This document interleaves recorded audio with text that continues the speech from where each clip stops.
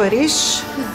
Сега сме в японския ресторант на едни страхотни пития. Как се казва, Мивако, това питие? Това е. Не, питието. Това. Моля? Арбис. Харбис. Калпис. Я го транслирай на български. Няма. А това е едно сладко българско момиче, което е учило в Япония. И сега баба Ели ще яде водорасли. Ето това нещо е водорасло с клечки. А това какво е другото? Авокадо. Бобени шушуки. Бобени шушуки. Едамаме. Зелен боб демек. И какво ще пием още? И ще пием някакво питие, сливов ликьор. Демек някаква сливова ракия. Не знам какво има. Сливи. Кюстендилска слива от Япония. Hello!